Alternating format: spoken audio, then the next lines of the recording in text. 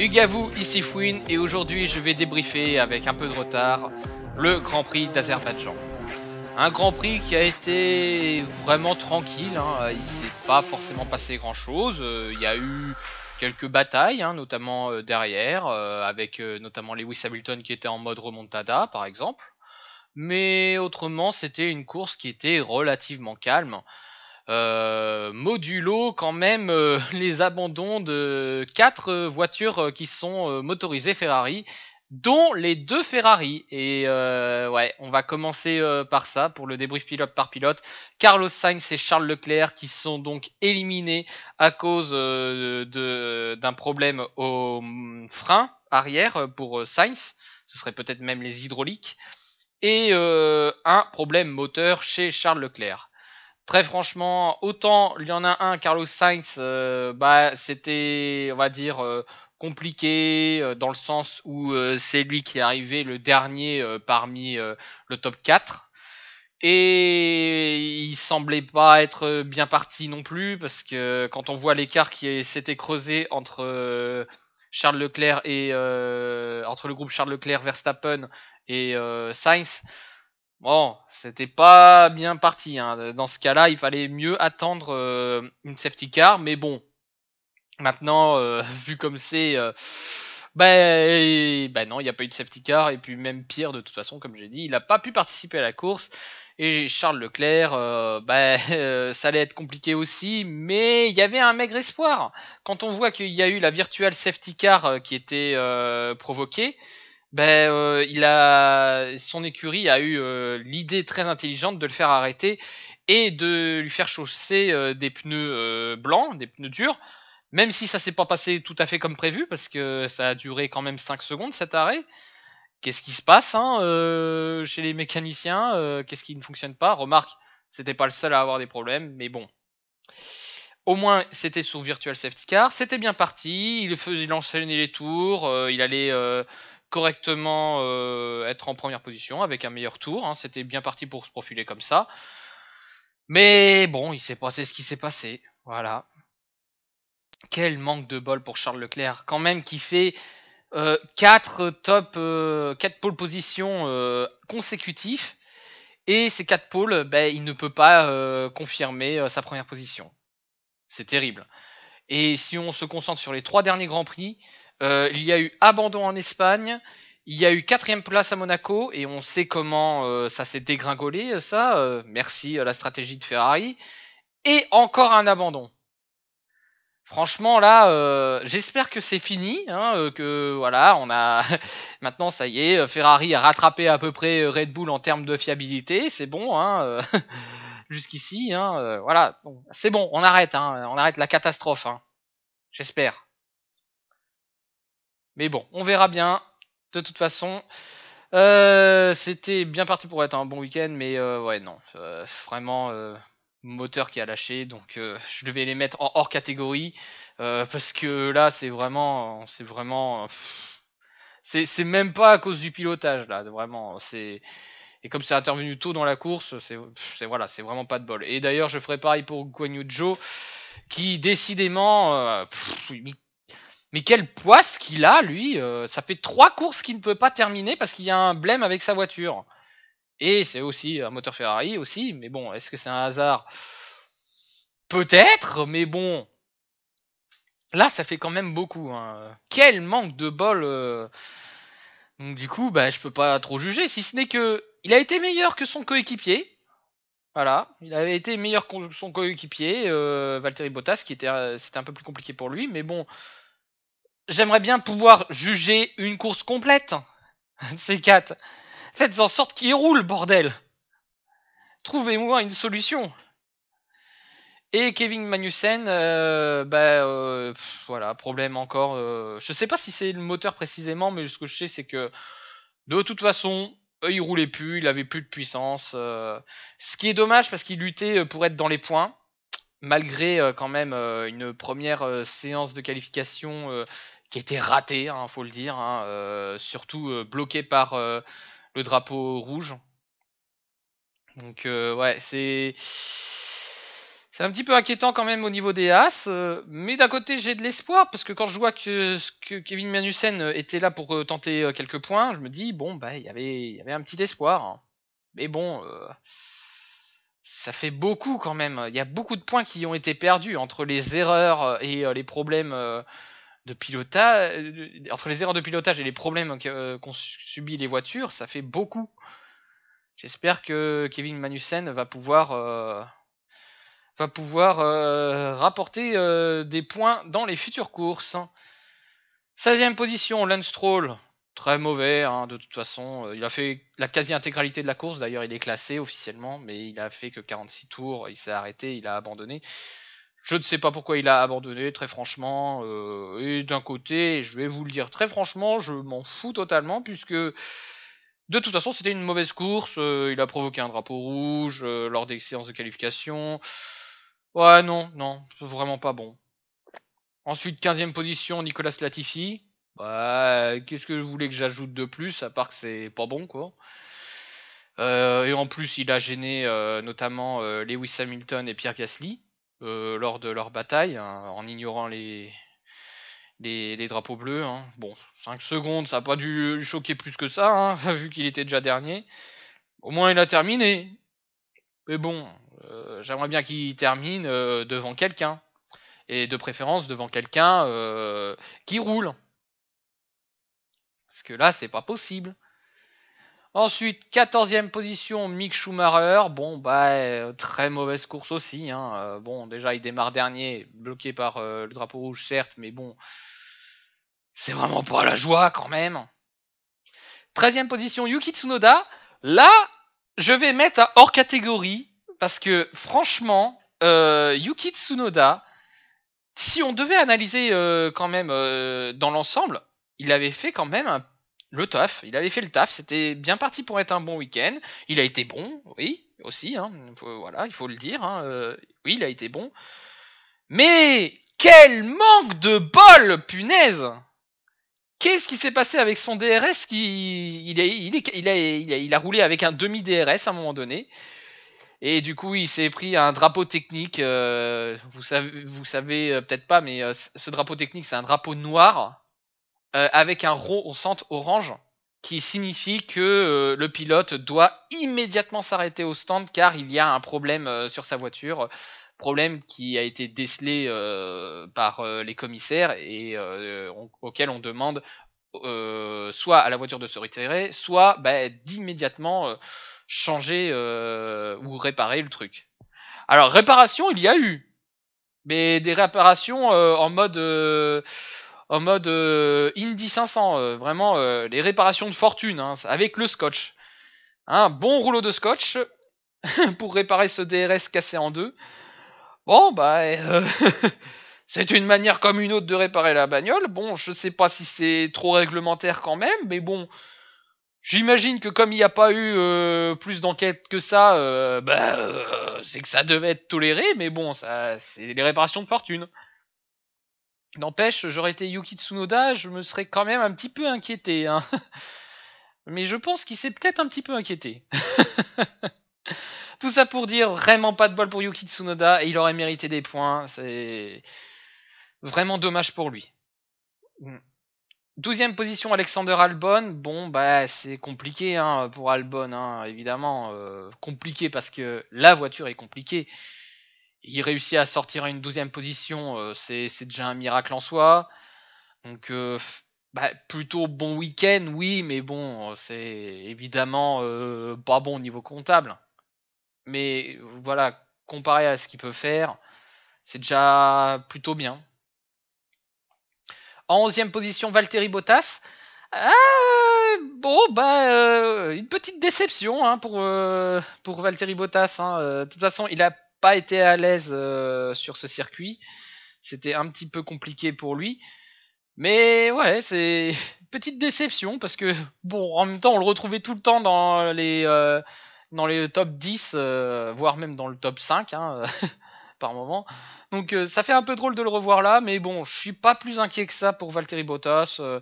Et puis l'Azerbaïdjan, c'est entre guillemets un circuit un peu spécial dans le sens où généralement, la hiérarchie, du moins dans le milieu de classement, et même dans le fond de classement, peut être un petit peu chamboulée. Bon, voilà. Je suis pas plus inquiet que ça. Ensuite, 10e position, Esteban Ocon. Alors, comptablement parlant, ouais, c'est dedans, mais quand on sait qu'il a démarré 13e et qu'il y a eu 4 abandons, bon, bah, voilà, ça fait un petit peu relativiser, quoi. Donc, je dirais quand même. Alors, oui, sur un plan comptable, c'est bon, mais c'est quand même décevant d'un côté. Voilà, c'est plutôt décevant. Alors, décevant dans le sens où il aurait dû être en dehors du top 10, mais bon, voilà. Au moins, sur le plan comptable, il y est, il a le point, et c'est important. Et je dirais plutôt pareil pour Daniel Ricciardo et Lando Norris, même si quand même Daniel Ricciardo et Lando Norris ont quand même grappillé. Ah ouais, non, je suis en train de me rendre compte que ouais, ouais, allez, une position, si, il y a une position de grappillé par rapport, si on accepte les deux Ferrari. Bon, allez, je vais être sympa, je vais mettre bon, mais bon moins, voilà. Et d'ailleurs, ça me fait penser que Lando Norris a voulu combattre jusqu'à la fin Daniel Ricciardo. Il a dû un petit peu batailler pour pouvoir combattre avec son écurie. Mais bon, pour faire l'avocat de la défense de l'écurie, bon, Daniel Ricciardo avait eu gain de cause au tout début. Il a pu dépasser Lando Norris et du coup il a pu profiter de la puissance de sa voiture pour essayer de rattraper Fernando Alonso. Sauf que vers la fin de la course, ben, Daniel Ricciardo, il essayait de faire ce qu'il pouvait, mais bon, les pneus commençaient à parler et Lando Norris derrière s'impatientait. Mais on était dans une situation où Daniel Ricciardo était suffisamment proche de Fernando pour tenter quelque chose, mais pas non plus trop proche pour faire genre que bah, il s'éloigne. Donc on était dans un entre-deux un petit peu délicat. Voilà. Donc va donc décider de quelque chose dans ces situations. Alors il faut avoir le courage de décider hein, quand même. Hein. Il y avait une potentielle proposition pour dire bah Lando écoute tu dépasses Daniel Ricciardo, tu tentes et si ça marche pas tu rends la position. Bon bah il a pas eu l'occasion de le faire. Mais en même temps voilà c'est tellement dur pour les pilotes de devoir laisser passer leurs coéquipiers. Voilà, on pourrait dire avec des si, oui, mais Daniel Ricciardo il aurait mieux fait, mais on peut pas savoir en fait, on peut pas savoir. Et puis même si on veut prouver que on est bon dans la compétition, c'est quand même mieux de battre son coéquipier. Alors ouais, c'est frustrant pour Lando Norris qui aurait voulu tenter, mais de toute façon on était dans une situation un peu délicate et très franchement, il n'y a pas de bonne solution, je pense. Hein. On peut dire que techniquement, c'est la moins pire. Et d'ailleurs, il a tellement bataillé que vers la fin, il a dit bah attends, Daniel ne peut plus ne peut plus battre Alonso. Ok, mais laisse-moi me battre. Ouais, bah je comprends Lando Norris hein, qui a voulu se battre. Hein. De toute façon, c'est l'âme du pilote hein, qui parle. Hein. Le fighting spirit. Mais bon, on lui a dit de se calmer. Mais quelque chose me dit que ouais, il voulait vraiment dépasser. Hein. C'est pas l'envie qui lui manquait. Ensuite, 7ème position, Fernando Alonso. Fernando Alonso qui a livré une belle bataille, qui a réussi à se positionner 7ème. Très franchement, il a certes démarré 10ème, mais quand on compare à ce qu'il a dû endurer et ce qu'il y a eu au final, ouais, non, franchement, 7ème position, c'était plutôt bien. Il y avait même une bataille potentielle avec Sébastien Vettel. Non, franchement, c'était plutôt bien quand même si c'est vrai que si on regarde parmi les pilotes qui étaient enfin qui étaient devant, il y avait Charles Leclerc, il y avait Carlos Sainz et il y avait Yuki Tsunoda. Donc évidemment, d'un côté, c'est les 3 places qu'il a gagnées, bah, il profite des 3 défaillances. Mais d'un autre côté, voilà, il a livré quand même une belle bataille avec Daniel Ricciardo. Ça, on peut pas le nier. Donc voilà, on va être généreux, on va mettre à peu près au même niveau avec bon, moins, comme pour Daniel Ricciardo et pour Lando Norris. Ensuite, 6ème position, Sébastien Vettel, qu'on n'imaginait pas être en 6ème position, mais mine de rien, voilà, et c'est important de le noter. Il a fait de très beaux dépassements, enfin, pas tous, parce que il y en a un où il s'est bien foiré, notamment sur un dépassement sur Esteban Ocon. Ouais, il s'était bien foiré comme il faut. Bon, sans dégâts, mais une erreur conne, quoi, encore. Et c'est ce qui m'a empêché vraiment. Alors, j'ai pensé à mettre très bon, mais je me dis que d'un côté, au vu du nombre de places qu'il a gagné par rapport à ceux qui étaient devant, bon, on va peut-être se calmer. Ça mérite un bon. Mais voilà, d'un côté, je suis pas loin de mettre décevant, mais quand même, comptablement parlant, là, pour le coup, c'est une excellente opération. Et puis, voilà, il a su rattraper ses erreurs, donc je vais le mettre à bon. Voilà, bon pour Sébastien Vettel. Et bon aussi pour Pierre Gasly qui a fait une très bonne performance, qui après ne pouvait pas vraiment lutter contre les deux Mercedes, hein, quoi qu'il arrive. Hein.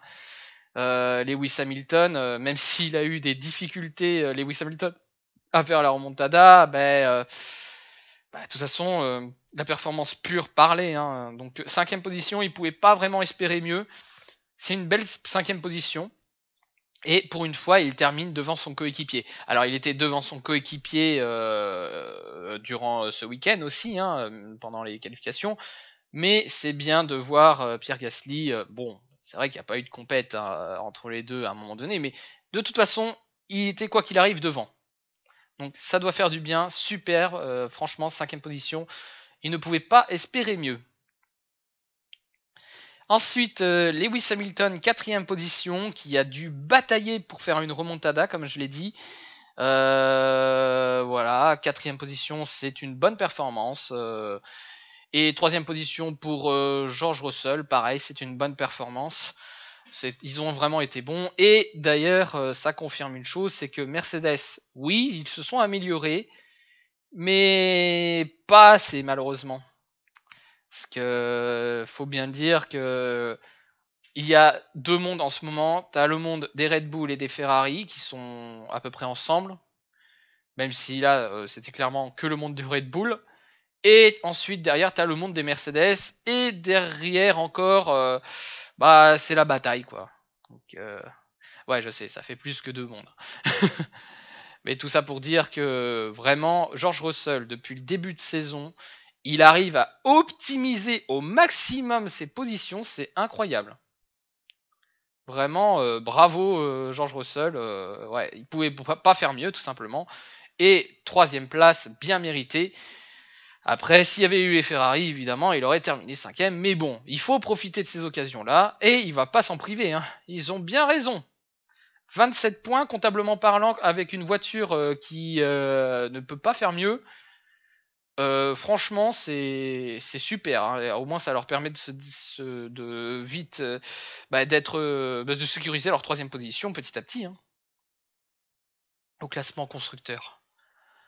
Et ensuite, les deux premiers, hein, pas grand chose à dire. Hein, Sergio Perez et Max Verstappen. Sergio Perez qui, je trouve, a été supérieur durant les qualifications et même pendant une petite partie de la course. Hein, bon, tu me diras en même temps, quand il faut dépasser quelqu'un. Voilà, il y a une difficulté supplémentaire pour Max Verstappen évidemment. Mais Max Verstappen, il faut quand même le noter, a trouvé le rythme à un moment donné et a dépassé Sergio Perez. Alors, dépasser, je suis sûr qu'il y a eu consigne quand même pour dire ne vous battez pas, surtout si l'autre derrière fonce. Après, de là à dire que c'était un ralentissement volontaire ou que c'est tout simplement qu'il a été moins bon, ça je sais pas, mais j'aurais un léger espoir pour dire que pendant la course, Sergio Perez a tout simplement été moins bon. Voilà. Mais ça n'empêche pas que comptablement parlant, et puis même, ils ont été bons tous les deux. Alors, Pourquoi ne pas mettre quelqu'un en très bon? Parce que tout simplement, bah, comme je l'ai dit, la course était plutôt calme. Il y aurait eu les Ferrari, je suis sûr que j'aurais mis vachement plus haut. J'aurais peut-être mis des très bons, mais bon, voilà, la course, elle a été ce qu'elle a été. Hein. Il s'est passé des choses derrière, mais bon, les 3 premières positions étaient casées. Il y avait plus aucun suspense. Donc quand il n'y a pas de suspense, ben, je m'ennuie un peu. C'est comme ça. Mais bon. Maintenant, c'est passé, et quand on regarde le classement des pilotes, évidemment, les Red Bull en profitent. Hein, ils sont désormais 1 et 2, et, et la grosse dégringolade de Ferrari, enfin, grosse dégringolade. Sainz reste 5ème, certes, mais Charles Leclerc, il a perdu une position. Et comptablement parlant, 34 points d'écart, ça fait mal, là. C'est plus d'une course. Ou alors, c'est un week-end sprint, techniquement. Voilà.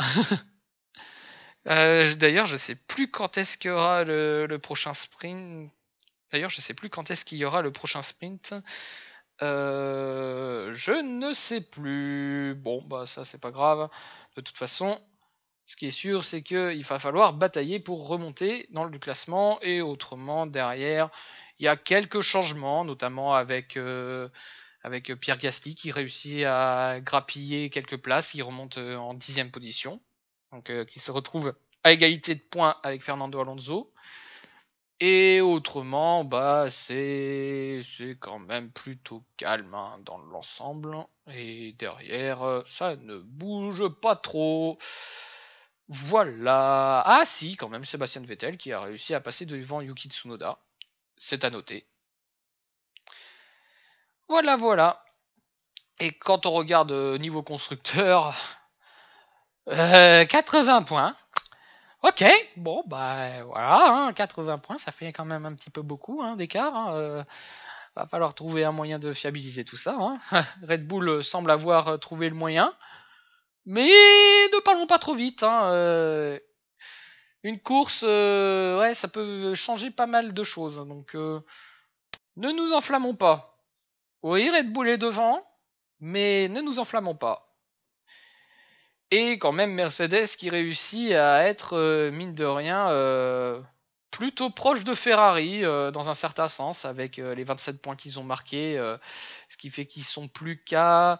alors 62, ça fait 38... ouais, 38 points, ouais. C'est encore un écart, certes, mais très franchement... Mercedes aurait pu avoir un plus gros écart et aurait pu avoir moins de points. Donc franchement, c'est la saison de on limite la casse. C'est ce qu'ils vont faire, limiter la casse. Hein.